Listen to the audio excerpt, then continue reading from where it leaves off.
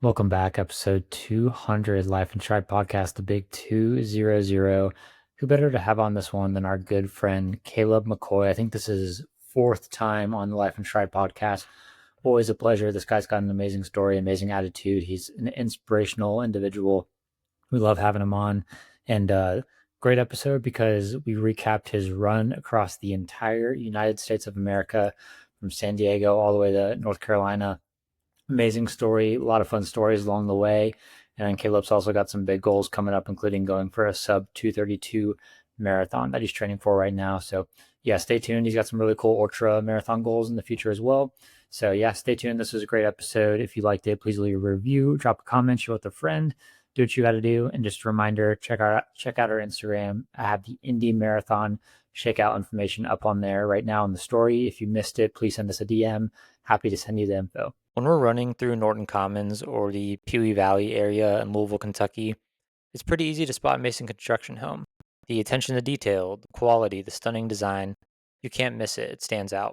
We aren't just saying that either. Our own co-host Scotty trusted Mason Construction to build his forever home, and he and his family couldn't be happier. Don't tell Scotty this, but we're at his house a lot because we love the home. He's all right too, though. If you live in the Louisville or Southern Indiana area and are thinking about building your forever home or doing a remodel, there is nobody else to trust with this project than Mason Construction. The link to their website is in our show notes. Click on the request information option and start the conversation about what your forever home could look like. Danny, What's up, bro? Danny, hit us with the most. I don't care what either anybody's been through today. Today's been a heck of a day. Hit us with the most electric intro. This is episode 200. Yeah, man. We've come a long way. It's episode 200 of Life and Tribe podcast, and consistently good beats occasionally great. Wow. I'll just leave it at that. Dude, you know what I want? You know what I want to know? Scotty faced some major adversity in the workplace this morning. Was your Monday still a 10 out of 10? Oh, 100%. Wow. Let me tell the story in about 30 This guy's seconds. no quitting him. My guys got to the job site this morning, and they're parked in a neighborhood development, and one of my trucks not hooked up to a trailer is a Chevy dump truck with a dump body on it. It got rear-ended by a Ford Escape going like 40 miles an hour. I hate when my dump body gets rear-ended. What'd you say? I just said I hate when my dump body gets rear-ended. Same. That's deep, Danny. Yeah, so I got a call from my foreman. I was not there yet. I was on my way, and he was like, boss, you might want to get here quick. We just got a truck smashed. Luckily, no one was in it. Nobody got hurt. But it was, this guy's car was obliterated. But there was like a tiny dent in the back of the steel body. Like the smallest of dents. I don't know how. Nothing else happened. Literally nothing. But it moved the truck. The truck weighs 12,000 pounds dry, and it moved it forward 8 feet, probably 5 to 8 feet, maybe. Oh shit! Yeah. Do you know what you know what I say to that? Built Ford What? tough. It's a Chevy. Built Chevy. Built Chevy tough. Like a rock, baby, like a rock. Yeah, we're rock. There you go. Yeah, Scotty put dude, Chris, we need to put up that video on the YouTube. But I don't know if you want to put it in this episode. But Scotty got the video from the neighbor whose house it happened in front of off the Ring doorbell. And instead of sending him the video file, he posted on YouTube. No, it was the client. The truck wasn't parked in front of my client's house. It was parked in front of the neighbors, but their camera got it. The client was working, and I was like, can you send me that video for liability for me, for insurance and stuff? She was like, yeah, he'll post it to YouTube and then send it. I was like, I'll put it in the show notes. Priorities. Yeah, I can link that in the show notes. Put it in the show notes. Yeah, the video will be in the show notes. And give it a like and subscribe to this guy's YouTube page. Literally just an 8-second video of Scotty's bomb truck getting into the guy's YouTube up. What is the guy's YouTube? I don't. It's just he has no subscribers. It's just a random anonymous account. Just some dude. I realized, speaking of YouTube, I had a YouTube video up that was like of a sorority dance contest from college. And this was like a couple of years ago that I found it, but it had like thousands of views. And I'm like, oh my gosh, like I Are had you dancing, Danny? no, it wasn't. It was the girls, but the guys did get up there and dance, and they were really, really intoxicated. But I never partook. Yeah, dude, I was busy with my studies during times like those. Anyways, yeah, I found out like I had one YouTube video to my name, and it was just it had a lot of views. Anyways, Caleb, what's up, bro? Not much, man. Just trying to get in a rhythm again. Find a good routine so I can start training like I want to, like I need to get this 232 goal knocked out. What do you need to do to run 232? Well, honestly, dude, it's been a hell of a journey back to marathon training. Just one of the crazy things about the Run Across America is the lack of like all the core strength that I lost. Like I lost all core strength, and it's like I find myself really struggling with I don't know, just like basic leg turnover work, like strides and things like that. It's been really, really tough. Just getting some of that speed back. But I think that, the recipe last time was 80 plus mile weeks, 80 to 90 mile weeks. We can dive into that, but lots of stride work, like cadence work, turnover. Did some double threshold. We didn't touch on a whole lot of marathon pace and workouts. Double threshold, big tempo runs, some VO2 max at the end of the workouts, just mixing it up, throwing a little bit of everything at the wall. Which of those ingredients do you think pushes the whole recipe forward the most? I think for me, think the overall volume and a lot of the cadence work. And I know Randy, I'm working with my coach that I had last year. I was hoping I was going to get to work with Adam. Adam and I were chatting, Goucher, and yeah, I forgot you are boys. yeah, we were talking about it. He had committed to it, and then last minute we're getting ready to start, cranking up training and things like that. But he's been helping out with Colts cross country team, so he was like, he's like, man, I can't commit like and show up for you like I want to, so I'm not going to be able to coach you this time around. But which is, dude, I was heartbroken. I was definitely heartbroken over that one. So I'm working with Randy, who I love. I mean, if I was going to be coached by anybody other than Adam or Jeff, it would be Randy. So, we're running it back, and yeah, I mean, I think one of the things that really helped me to run that 236 last year. I mean, obviously it was it's a number of different variables, but we did a lot of strides. A lot of strides in fatigue state, lots of strides at the end of my easy runs. And we're starting to do that again right now. Like he's got me doing 4 different runs this week with strides on top of my workouts and my long run. So we'll see how it goes. Hopefully I'll start getting some speed built back here soon. What's the goal race? What's your marathon that you're gonna go for 232 at? Well, I was planning on doing Houston, and I went and ripped a 5K, and I ran 17:30, and I was like, yeah, I gotta work on my speed here. Like, ideally I want to be close to 16 flat.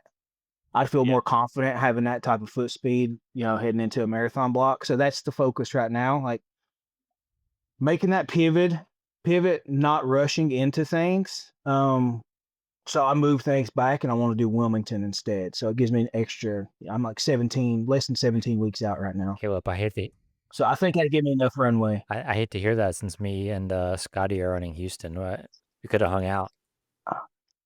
I know. Well, I guess it would have helped too if I would have signed up for the race before they sold out. Oh. So that's another reason.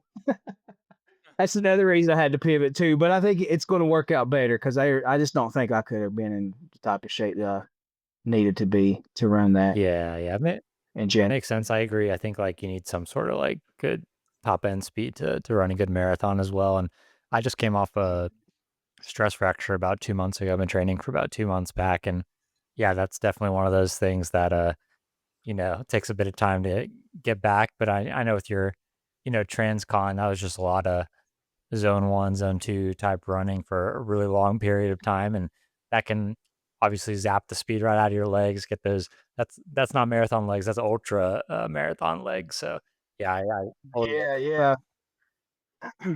I have like negative. I had after that run, I had -1 fast twitch fibers at that point. Like no fast twitch fibers. So it's it's been a process trying to get all that stuff back. But dude, I mean, I've been all over the place, all kinds of stuff happening.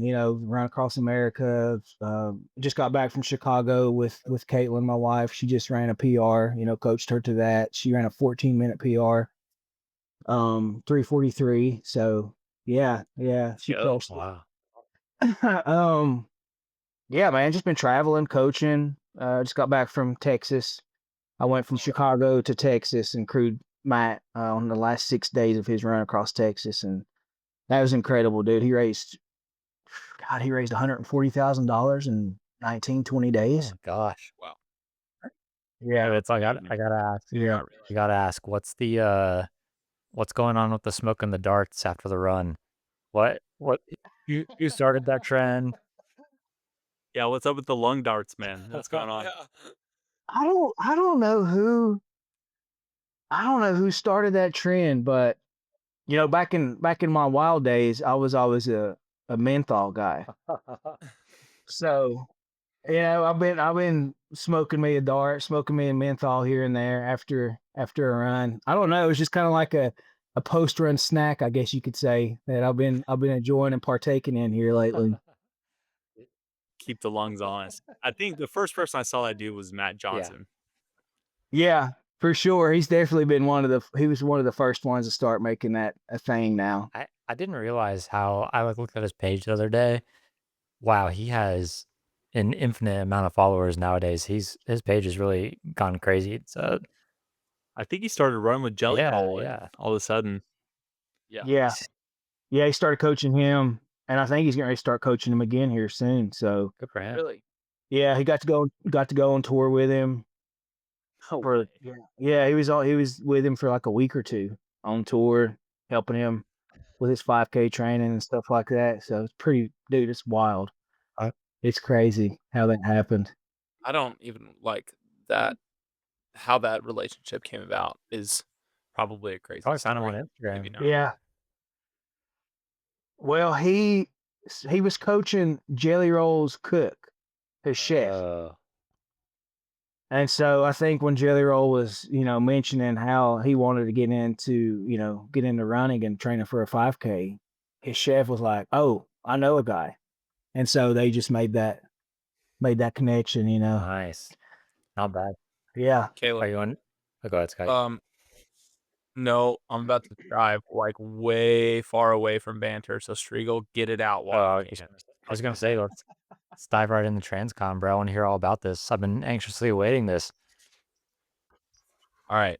Well, hold on. My computer. There we go. It just froze.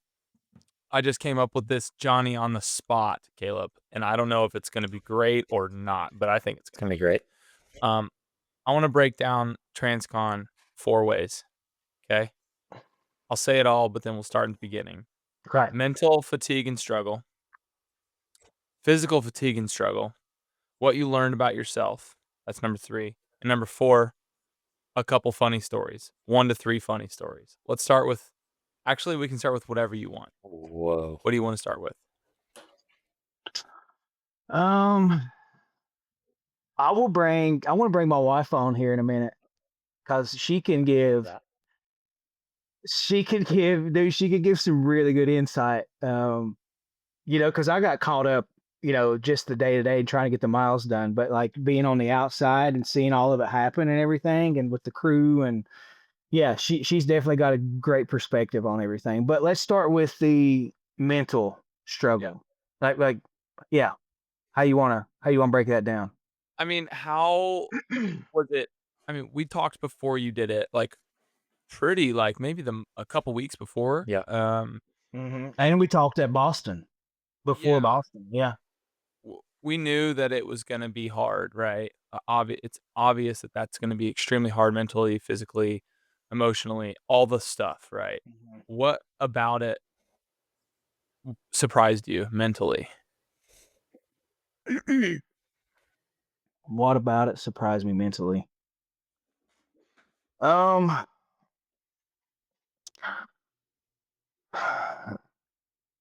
one of the biggest struggles that I had was falling away from a good, productive routine, getting up, starting in the morning. So one of the biggest mental struggles for me was that time from wake up until I took my first step. Like we had so much wasted time. Mm. And I think that just takes a lot out of your, your battery in general. Like you're already behind the clock, which means I was running later at night, which just made it more difficult, just to find that rhythm. And then it's like we try to switch it up and we try to get up early, and I do that for a day or two, and then same thing, we just kind of fall right back into that routine again. Mentally, I think it was everything that I thought it was going to be. Like, I don't think there was a whole lot of surprises. One of the things that I really wasn't considering was the amount of like how my crew rotating in and out impacted my mood Mm. and my motivation. And like honestly, like you got these people out there who were total strangers. We all got together basically. And I had that moment where I was like, "Holy shit, I'm in it now on day 3." That's the moment where that I'll always remember. Mm. Day 3, we're in Southern California. It's blistering hot, well over 100 degrees, and so we decided to run half the day, take the afternoon off till it starts cooling off, and then get back out the second half of the day or in the nighttime. So I run a marathon that morning. We stop around lunchtime. um, we get to the RV, and they were like, Caleb, just kick back, chill. Let's try to get some rest. The AC was out in the RV. It had tore up. So they're like, they're trying to on day 3. Yeah, there's 8 people, which is a huge crew. The RV was a piece of shit, to be completely honest. The shower didn't work. The shower never worked. Honestly, I had to use a shower bag. They'd heat the water up on the stove and hang my shower bag up in the shower. And that's how I usually took a shower. Like we just didn't have any hot water. And that's, that was okay. Now that I'm thinking about it, that was pretty tough too. Like stepping off for the day, the only thing that you want is like a good meal and a hot shower. And so I didn't have that, I didn't really have that most of the time. But so anyways, they're trying to, troubleshoot this, figure out the AC. They're like, go lay in the van. Got towels up, trying to block the sun and everything. And I'm just laying there tossing and turning. My mind's going crazy. I'm just like, I'm out here and I don't even know half these people that well. I start looking at my phone and I'm just thinking to myself, like, how far I have to go. And my mind's just going crazy at that point. And it was one of those moments where I was literally hyperventilating and telling Caitlin I was freaking out. I'm like, I don't know how I want to do this. Like I don't know how I want to be able to do this and finish this. And I pull up my Google Maps and I look at the little blue dot in Southern California, and I look over all the way across the country to Wilmington. And I'm like doing all the things that you're not supposed to do, right? I'm supposed to be present, supposed to be patient, in the moment, focus on the mile that I'm in, but I let my mind, wander and get away from me in that moment. And so I literally about had an anxiety attack. I had to call my coach, and, she had to talk me off the ledge. I was freaking out. And she was like, dude, she's like, you've trained your ass off for the last 4 months. You've been working, you've been running consistently, training for these races for years now. Like, you have the ability to do this. And she's like, you screw thinking about, 50 miles a day. Like, she's like, all you got to do is just the next 10 minutes. And so, like, I knew that, right? I mean, that's why we, as coaches, as runners, we know, like, you got to run the mile you're in. But we're human. We want to start trying to figure things out. We want to look down the road. We want to, try to navigate everything all at one time and figure it all out. And so that was what I needed to hear in that moment. And from that point on, from day 3, from that point on, that's the mindset that I took. Was like, I don't have to run 50 miles today. I don't have to do X amount of miles today. I just got to do the next 10 minutes. And so, that really helped a lot with that anxiety and being overwhelmed of how far I had to go in the journey. I get back out there on the road that day, though, that night, and I'm still kind of in my head about it and everything. And I'm just like, man, like, a little bit of doubts creeping in. A lot of that came from setting this goal of running 62 miles a day, running 100K a day. And I was already getting behind that. I knew how difficult it was to run those. Mind you, I went out way too hot. Day 1 was like 56 miles. And I finished in, I think it was around 9 hours, like moving time. Wow. So I was cooking. Day 2, pretty much the same thing. 54 miles, it was under 10 hours again. And then day 3, I was like pretty smoked, and I, started to get overwhelmed and all the things, happen mentally. But so a little bit of that doubt starts to creep in. I'm beating myself up because I'm not able to hit the 62 miles. I was just cooked. And maybe if I slowed down, looking back now, we'll get into this later, like the next thing and how I want to be better at this, the next go around. But, just in my head about it, I was telling one of my crew members, Bryson, I was in tears and I was like, damn, man, like I'm in my head. I'm already behind on my goal. I don't know if I want to be able to do this. And around that time, somebody's up the road and it's dark and this guy just starts lets out a war call, like a native war call. Just out like in the dark. I don't even see him, just see headlights. And it's right when I'm having this moment of doubt. Whoa. And it gave me chills, man. And like, here I am, like in my head, in tears, doubting myself. And this couple comes out, Andrea, and oh my gosh, I can't remember her husband's name. Andrea and her husband. One of my athletes that I was coaching, she had a friend that follows her on social media. And my athlete was sharing about the journey. So she's seen it. She messages her sister, Andrea, who's in the area. And she's like, go out and meet Kallup. It's a native woman and her husband. They're both native. So they're in the gym and I have my tracker up on my story. They seen I was rolling through. They're like, hey, this native guy's running across America. We got to go out and support him.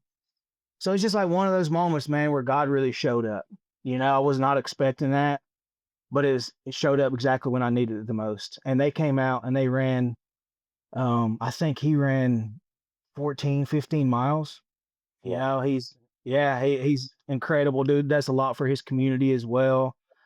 I'm just sharing about how he'd been sober. He'd been sober from alcohol for like 13, 14 years.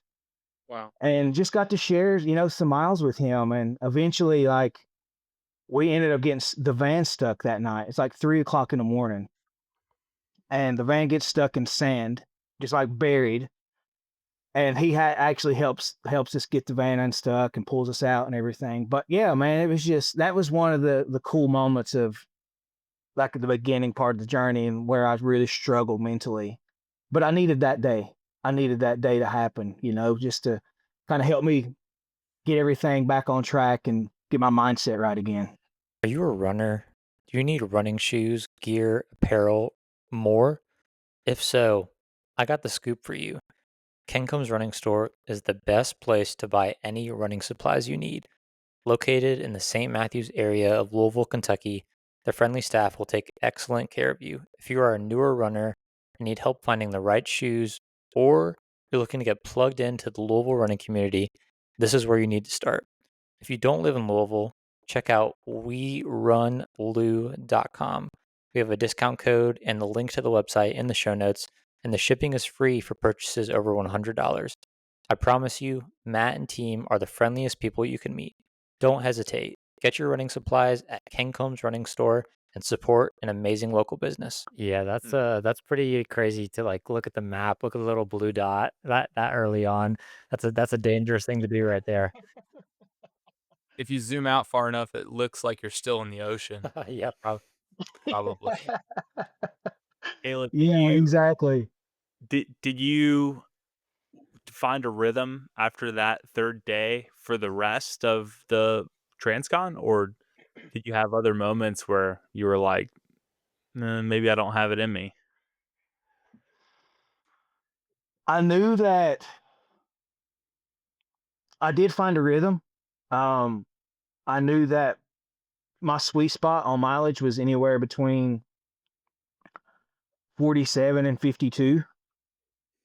So I had to let go of my expectation of running 62 a day because it was still in my joy of, you know, what I was out there accomplishing and why I was really running.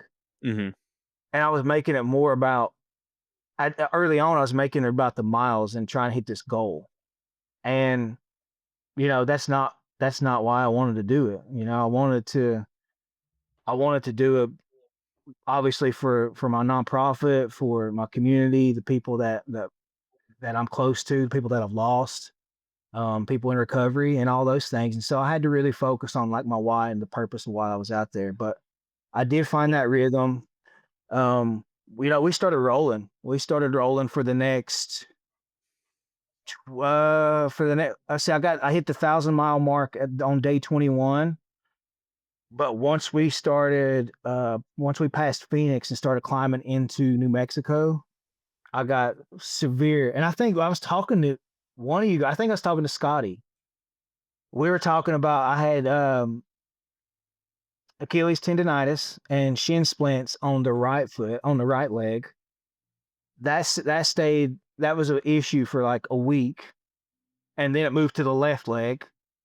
And I was in so much pain, man. I was in so much pain. But yeah, I mean, I was able to push through that, you know, problem solve. And I think Scotty he was like, dude, what shoes are you using? And I just continued to use, up until that point, I was continuing to use the same rotation. And I remember bringing a new shoe into the rotation, and it was like the next day I started seeing I started to alleviate some of that. I don't know that I said that, but I appreciate you giving me credit. I'm pretty sure you did, man. I don't think I did, but I called you. I think I called you 2 or 3 times on the journey. Man, I really wish we could have seen you in like Tennessee when you rolled through there, but I think we were at a race or something. Or Yeah. we were unavailable. So for people keeping track, he said he hit 1,000 miles at 21 days. That is over 300 miles a week on average. Just think about that. And he was, you know, and you said you were in Arizona, so you still had a really long way to go. So 3 weeks, 1,000 miles, and you still had a ways to go. That is like, just think about, I think about running 100-mile week and how much of a grind that is, right? Like how much time on feet that is. Like multiply that by 3. Yeah, that is insane. I've got a question about that. Chris, I'm glad you put it in that perspective because Same. all 4 of us run marathons. We know what it is to train marathon mileage, but that's a different level. Caleb, do you feel like you got more aerobically fit? This is a crazy question. Do you feel like you got more aerobically fit by doing that much mileage? I don't think that I got more aerobically unfit. So yeah, I think so. I don't think that there was negative effects to I mean, if I wasn't a aerobic monster before, I damn sure am now. Yeah. For sure. Okay. Yeah. Well, I just, I don't know where the line is for diminishing returns on that stuff. And I don't know either. That's a great That's question. your world that would know,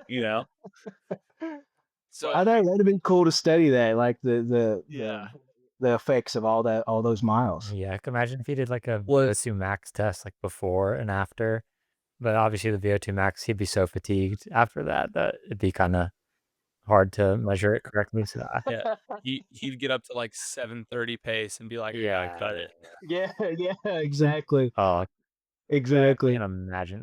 So Yeah, go ahead. you started to kind of touch into the physical fatigue side of things. Just roll into that question. Was there anything other than the tendonitis and some issues, these shin splints that you had? Was there anything other major that you experienced that you had to fight through? You know, that was lingering for, I mean, I had to keep taping it pretty much the rest of the run. But I mean, it wasn't bad. You know, it was like a 2 to 3 level of pain the rest of the journey. But there, when it was hurting, I mean, it was 8, 9. And my PT, my friend Robin, our friend Robin, she came out and she crewed me whenever I hit Arkansas. Arkansas. I hit 2,000 miles when we got to Memphis. That was a 2,000 mile mark. So, anyways, Robin comes out. She's checking me out, and I was like, "All right, what would if I wasn't doing this right now, Robin? Like, how much time would I have to take off from this type of injury?" And she's like, "Oh, for sure, I would tell you no running for 2 to 3 weeks." She's like, "It's that bad." You're like, So, but "Perfect, yeah, you can go run 300 miles." yeah, exactly. You know, that was kind of the joke that we had. Like, well, oh, you know, we're in it now, so we'll deal with that after we finish. But yeah, physically, man, I mean, the body held up really, really well. And you know, back to your question a minute ago, Danny, like that rhythm, like I say, that 47 to 52 mile mark was kind of my sweet spot. And then every now and again, like I think just um I would say about every 7 to 14 days, I might have to take a half day or a full day off. Now, I wasn't planning on doing that, but I took 1 day off in the first 30 days. And it took me 66 days total. So 62 days of running with 4 rest days. Um, and I can't remember how many 50 plus mile days. I hit a lot of 50s though, but I averaged right at 45 miles a day, 2,870 miles is what I covered. Wow. So I wonder if far. you had a stress fracture like in your shin, and that was the pain. Like it had to have been getting close to that at that point, like that shin pain. It's just crazy. Yeah. Yeah, I know. I don't know. Dude, But if he yeah, I had a mean, stressy and he kept running on it that bad, brother, it would Yeah. have been like full on But fracture by you still had like 8 or 9 pains, so on that. But it could have just been horrible shin splints too. Yeah, I don't know. I really think it was the shin splints though, because it didn't happen until I started hitting elevation, started hitting all the climbing. Yeah.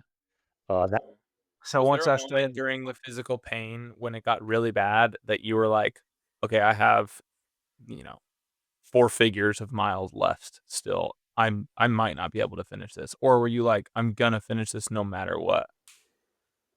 no, there was never, other than those first few days, there was never any doubt. Okay. There was never any doubt that I was going to be able to do it.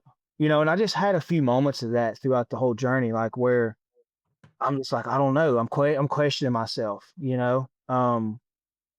But yeah, no, that the pain was never going to be like, and I told everybody, I'm like, lest I get just smacked and ran over out here, or I get a fractured leg or something, like a compound fracture, like I'm finishing this damn thing. Like that was the mindset that I had. Yeah. Plus, I put too much money in it. We had so much money tied into the RV and the plane tickets for the crew coming. I was like, and that's what Caitlin told me. She's like, "Hey, you can't quit. Like we've spent way too much money. Don't even be thinking about that." So that was definitely a motivator for I sure. love it when just straight up monetary motivation comes into play. You're like, it's simply just too much money. We also can't quit for that. Yeah. Oh yeah. For something like that, it definitely has to. Yeah. That's. Oh man. Go ahead, Scotty. Third question, what you learned about yourself. Is there anything that you learned about yourself differently? Or was it just hard and you finished it? Because I mean, you're out there for a long time with a lot. I mean, that's a lot of time on feet where you're able to just think. Yeah, yeah. Is it just you and your thoughts, or are you listening to Life and Stripe podcast the whole time? I listened to all the episodes while I was out there. Lots of music, some podcasts, lots of music. What I learned about myself though,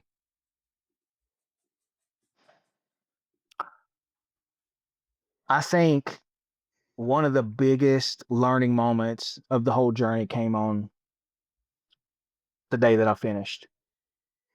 And for months and months, what would get me out the door most days was the thought of like, I complete this run. I'm finishing at the Atlantic Ocean. You know, I run from Pacific to Atlantic, and I'm finishing, and it's just like it's sunny out. It's beautiful. I got all my friends and family and people that have supported me along the journey coming out to cheer me on, and we just have such a good time celebrating this finish. And I would imagine that in my mind for months. And that was the thing. I was like, man, I can't wait to experience that. I can't wait to experience that. And the last day, finished on May 26th, we get out there to the beach. I'm coming down the sidewalk, and you know, I can see the sand and everything. And it's been raining off and on. You know, it's cloudy, it's gloomy out. I didn't finish when I wanted to, so a lot of people couldn't be there. So it's a very small group of people. And it turned out to be the total opposite of what I had imagined in my mind for so long. And I get out there to the beach and I finish this run. And I remember standing there, like my sister came out, my mom came out, you know, I had some of my crew out. Just some random strangers had come out. And I remember feeling empty. I remember feeling empty, and I'm like, wow, this is what it is. And it took me a few weeks to really like to dissect that and to wrestle with that and to, you know, think about all those things. And it wasn't ever about the finish, right?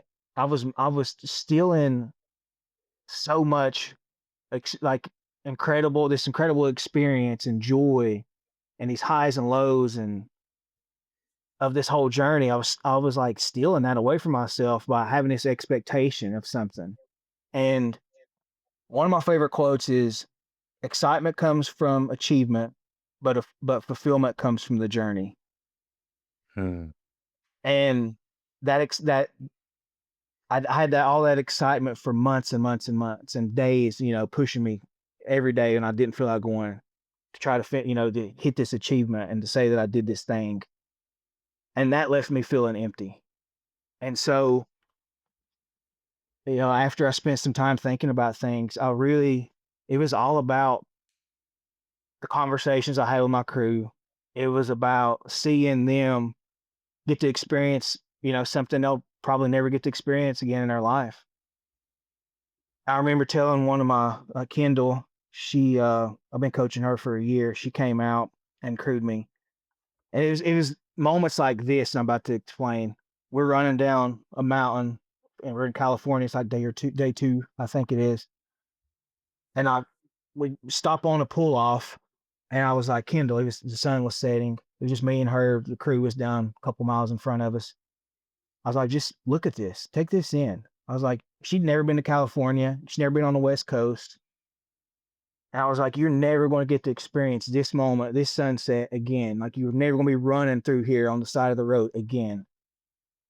And it was those types of moments, like the laughing, the cutting up and everything at the end of the day, the problem solving, the close calls, all the stories every day, like of what my crew had been up to and the people that I was impacting along the way. Like, I was so focused on finishing this thing and getting through that I was missing all of that. And that's what it was all about. And same thing with our marathons, right? Like, it's, you know, we get so focused on the outcome that we forget who we become during that process. We forget all the sacrifice that we make during that process. And that's the main thing. And that's what I learned more than anything on this journey Mm. was just to appreciate that and the low moments more than anything. Like, cause I remember the highs, but damn, I remember those lows where I was taking dirt nap after dirt nap and it was so hard to get up. And, you know, we got a 200-mile push and I'm trying to push through the night. Been running pretty much all night long and I just can't get up. Like I'm so exhausted because I've been going for so long and nobody can get me up. They're trying to feed me. They're trying to pick me up off the ground. It's like, it's daylight. And Caitlin comes over and hands me the phone. It's Chad Wright on the Oh, phone. heck yeah. Heck. And he was like, "What's going on, brother?" And I was like, "Well, I'm getting my ass kicked right now. I'm laying in the dirt." And we were just talking. He was like, "You're counting down the miles, aren't you?" I'm like, "Yeah, I'm so close." He was like, "Man, you need to stop doing that. You need to stop counting down the miles because you got way too many. You can really mess this thing up and be out there for a lot longer if you don't stay super present." And he was like, whenever you finish this thing, it's going to be these moments right now when you're laying in the dirt and you don't think you can take another step and you're so exhausted that you remember more than those highs. Mm. And he was right. He was right. I remember those lows and just overcoming that adversity and those challenges and those difficulties and like having my crew around me to pick me up when I didn't think I was going to be able to get up and do it the next day. Wow. Your fulfillment, you said, came from that quote, came from the journey, and like you expected at the finish for you to have this like aha, like just like a deep breath and to just be filled with like gratitude and joy, right? And but in turn, when you finished, it was more of a like, okay, what do I do now, right? Did like at what point later did you? How long did it take for you to be like, okay, like think about the positives and get out of your own head? Like, was it a kind of a depressive time after, or were you excited to be finished? I wouldn't say depressive. Um, Honestly, it was coming back home and just seeing my community. Like that was one of the things I'm most proud of. Nobody from my community's ever done this. You know, like Mm. nobody from my family's ever done anything like this. I mean, hell, just going to college and getting a degree is a huge accomplishment around here, you know?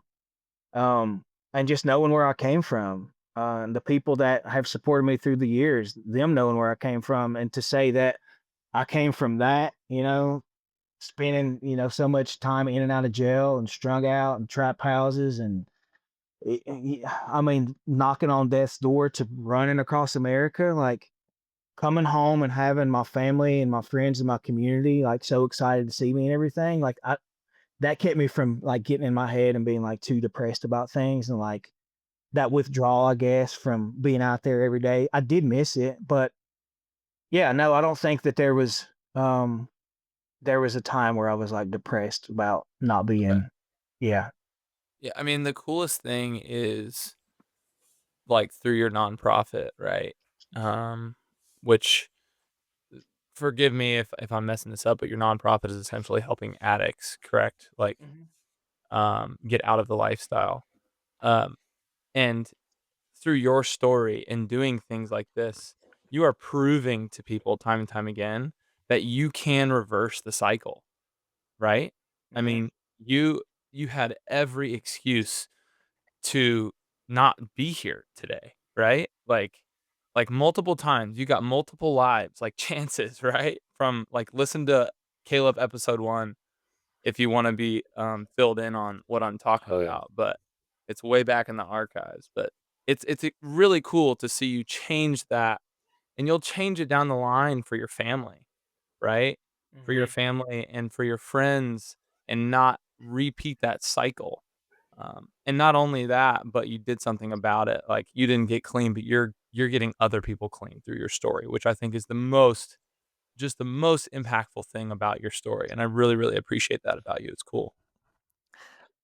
Thank you, brother. Yeah. I think I liked what you said a lot about like being in the moment and that, you said you were so focused on the finish and that, you wished you kind of you realized that the highs of all of this was, the small moments every day out there, just in every moment of every day of this transcon. And I think like I don't know why I thought of this, but like a kind of a comparison people listening maybe is like I think the Boston qualifier, the BQ, is like something people like always look towards as like their ultimate goal in running. But I think like, get actually running the race at Boston isn't like that ultimate high. I think it's like the journey getting there for people like that, the feeling of like the chase of getting closer and closer to it.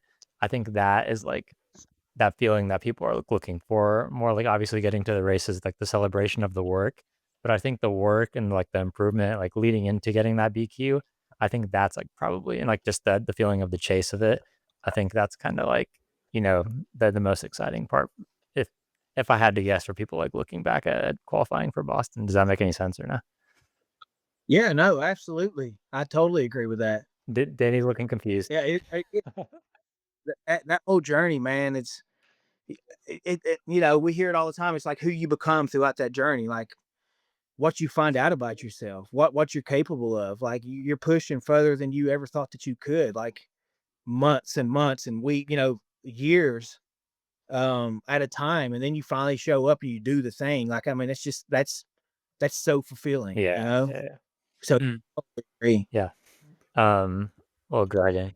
Caleb, how often do you go back to Kallup 1.0 and think about how Kallup 1.0 has evolved into who you are now? Kallup 1.0, what do you mean? Tell me more.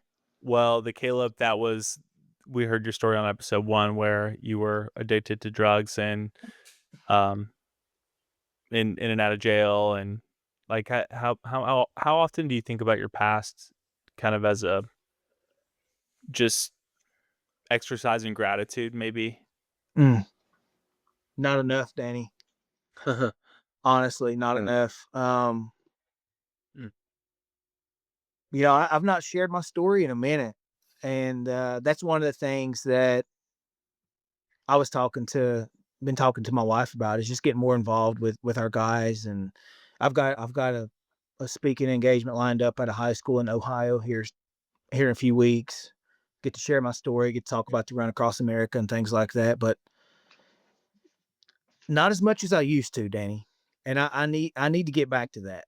I need to get back to being in a place of gratitude and remember where I came from, from that crazy life, overdosing and being in and out of jail, and even like back in early my running journey.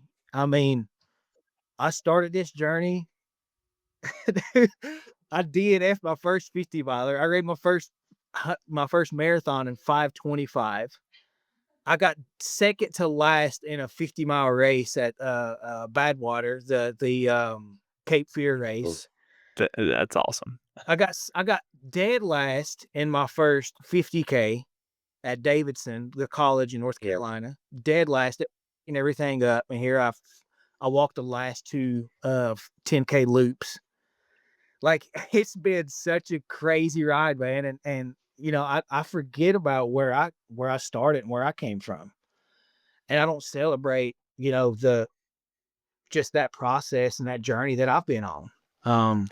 Well, there's two things that come to mind for me right now, and it's just to go from where you were kind of down in the ditch to picking yourself up and being a contributing member to society. Like, that's one evolution that most people that were in your scenario won't make. And then let's set that aside. And then part 2 would be going from regular person, contributor to society, to more of an accomplished runner than most could dream of. Transcons, Trail of Tears, 2:36 marathon PR, multiple ultras, coaching a lot of athletes. That's like, man, you can hang your hat on that, can't you? Yeah, that's like 1% of the 1% of the 1% right there. Like, just the the vast difference in humanity, right, of the person you were then and the person you are now is just, I think that's really Yeah. cool, and something that I want to underscore for our listeners to just say, like, no matter where you are, don't give up, and you're never lost, and there's always more for you. Amen, brother. Yeah, that's a good reminder, Danny. I want to bring the star of the show on right Let's quick. do it. This 3:43 marathoner right All here. right. 14-minute. Let's go. Congrats on the PR. I've not run Transcon. I didn't run to Oklahoma. I can't run the 236. But I know how But to. you did PR the Chicago Marathon. And do you think he could have done it without you? I don't. Oh, definitely not. No, she is. I mean, I've been around a lot of ultra marathons, you know, these multi-day events now, several of my own. And I mean, I'm not just saying this because, you know, she's my wife, but she is a hell of a crew. Like, best crew chief out there, in my opinion. Nice. I wanted to get her because, like, she can get, like I was saying, Scotty, she can give some really good insight to some of these questions that you had, though. Yeah, I'm curious. I want some funny stories. That's all we got left. I want to hear the funny stories. Yeah. I want like 1 to 3 funny stories to wrap this puppy up.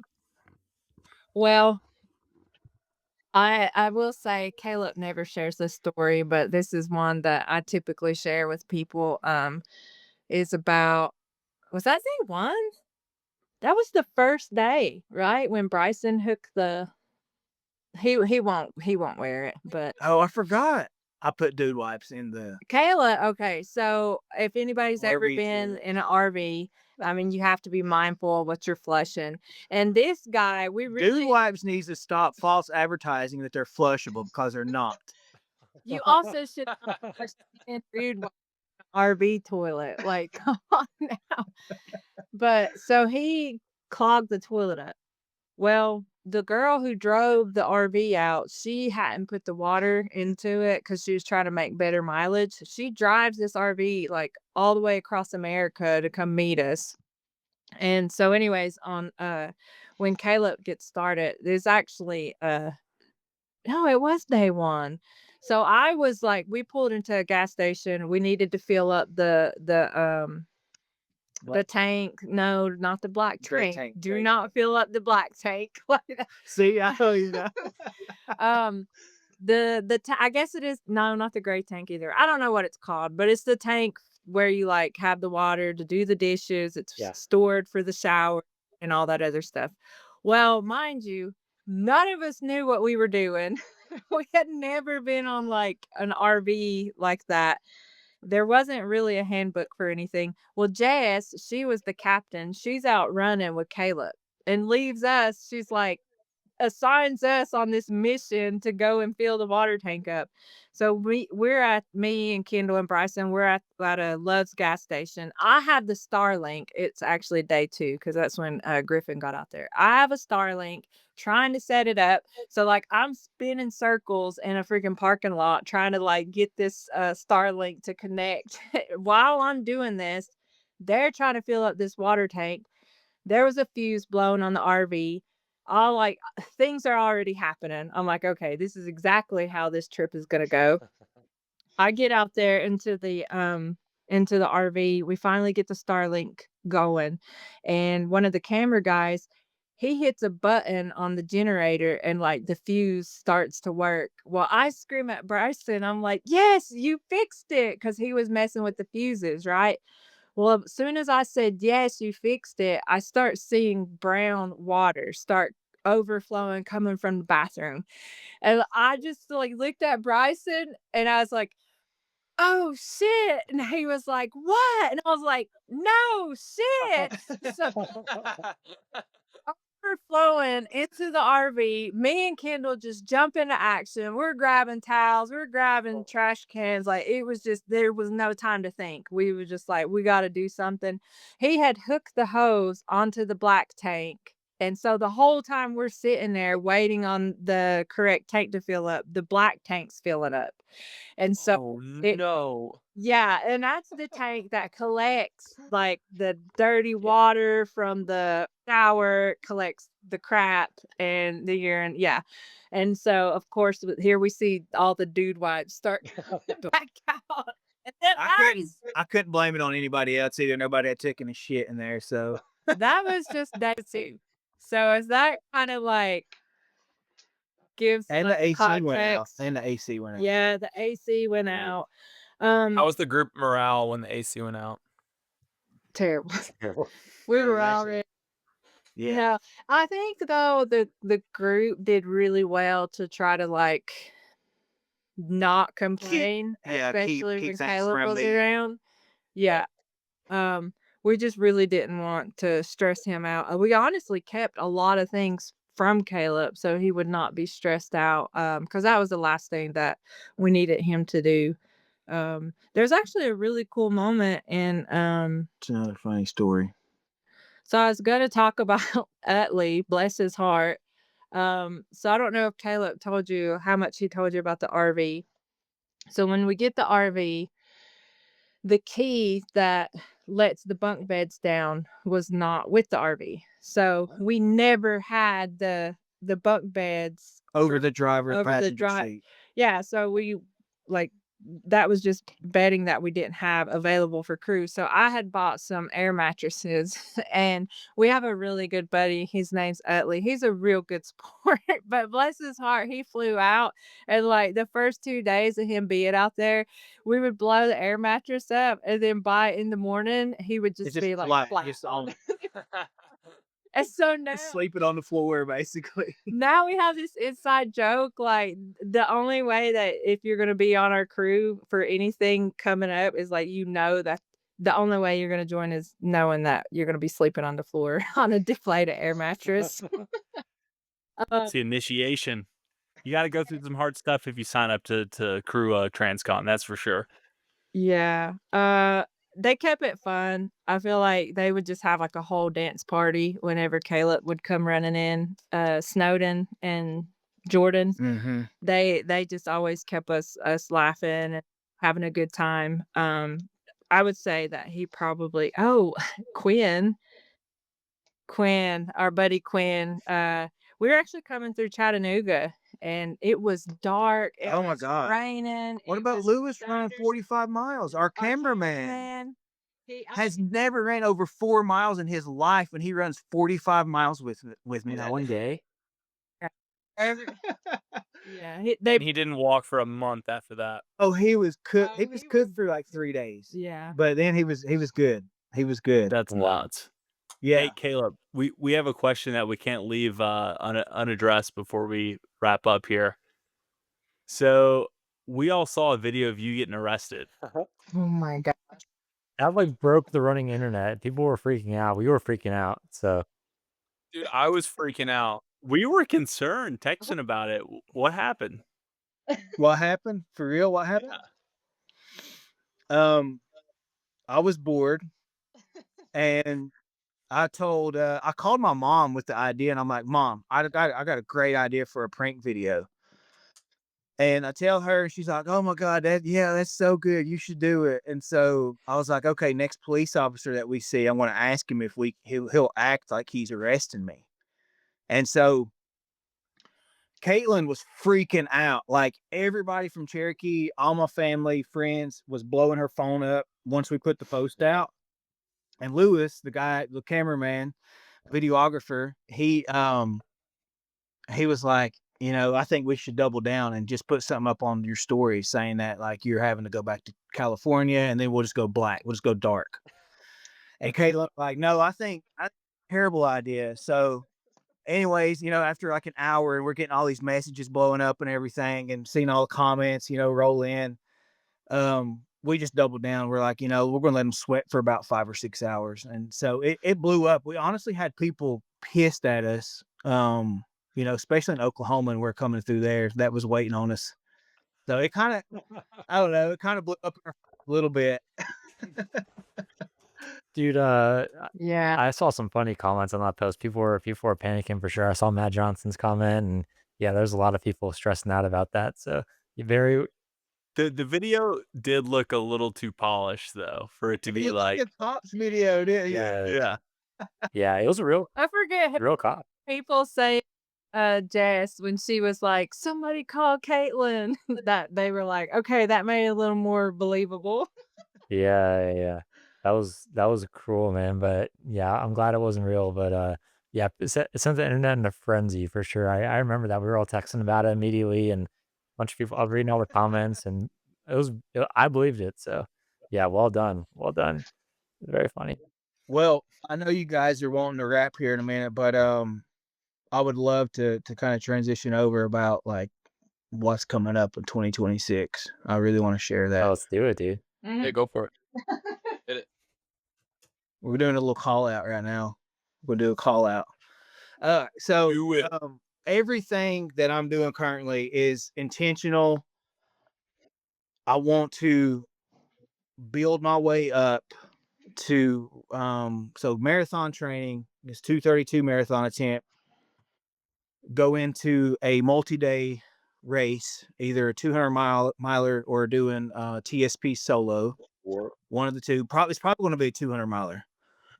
But I did talk to Niels over at TSP Solo or TSP, and I am putting my application in. Hopefully, he'll give me a spot. But it's either going to be that or Tahoe 200, and then that's just going to go lead right into the world record across Australia, where I'm going to go for William Googe's record. Whoa, what? August or September. So that's the goals for, and then I'm going to take some time off. I'll take a little time off after that, but that is what I'm focusing on in 2026. What's the pace for the Australian record? How many miles do you have to run a day? 67 Whoa, how for 34 days. you said 34 days? The record's 34 days, 9 hours. Oh wow, so 67 miles for a month, man. Dude, that is a grind. There's probably some hot places like in the middle of like in the outback. That's probably gonna be some tough running, man. Yeah. We're going to go down in springtime, and I think the weather down there is anywhere like 50s to mid 70s around that time of year. So I think we'll be good temp wise. Yep. But it'll be my first time ever leaving the U.S. and we're going to go set a world record in Australia. I'm calling it. That's amazing, dude. Is that the same? Go ahead. Are you gonna run the same course that Ned Brockman ran? Same one, him and Googe. Yep. Go. Because Ned had the record, and then Googe broke it. Okay. Is it going to be on? Is it going to be on FanDuel? What's Can that? we bet on it? We should. I'll bet on it. I'll throw a hundo on it. I thought you'll do it. That's hard to even comprehend running 67 miles a day on across Australia. Like, are you going to be running on a road? That's like a whole different podcast, but I'm intrigued. I'm intrigued to say the least. You left us on a heck of a cliffhanger. Yeah, no, we'll definitely have to circle back around that way when I'm in the middle of I'm planning on hiring either Jason Coop or Scott Johnston or one of his coaches over at Evoke Endurance. Cool. And yeah, dude, I'm going all in. I'm going all in and try to get that damn record. That's the big goal for second half of 2026. Dang, dude, you're a bona fide ultra runner now. You have a heck of a Muskogee ahead of you. That's one way to put it. Yeah. Well, I'm a marathoner disguised as an ultra runner, or vice versa. Wait, how would that be? yeah, the other way these days. Well, dude, thanks for sharing kind of some of the ins and outs of the Transcon thing. We've been dying to hear more about it. I'm glad we can make this happen. Sorry it took so long. But it was cool that you were episode 200. No, appreciate it. One of our favorite guests on the podcast from the beginning. So our third. thanks so much. When was our first one? What episode? Maybe 50 or so. 40 something? Oh, was it 8? Oh, it was early. It was early, bro. No, it was before we started counting. It was before we started counting, which was like 60. Dang, really? Yeah, I'd have to look. If you Dude, search on, say, dude, you're crushing it with your coaching and your content and Oh, stuff. thanks, dude. You like it? Yeah. Yeah, it's Man. trying to learn as much as I can, and I'm doing it full time now, so had to level up. But we had a good first month of me quitting my job, so it made the leap from full time office guy to full time podcast coaching guy less scary. Seeing the numbers after month one, so yeah, everything's much calmer in my brain now, so that's good. I was just telling Caleb, this is your 4th time on, by the way. 4th time. Yeah, we've First had you on time 3 times. was July 19th, 2024. Yep. wow. Have you on about every 6 months, Okay, let's keep it rolling. like on the dot, every 6 months. July, November, March. Now it's Let's go ahead and plan it for next June. Oh, I'm Perfect. down, dude. see I then, dude. was gonna say, I Yeah, don't want you bro. sooner than that. Sooner. Oh, Talk to well, our yeah, boss. hopefully we'll have a good follow up conversation after Wilmington. Ooh, Yeah, man. yeah, let's do that. I want to hear it. But Well, dude, thanks for your time. Let's wrap this puppy. If you enjoyed this, shoot us a review and a follow on all the social platforms that you see fit. We love you. We mean it. Peace.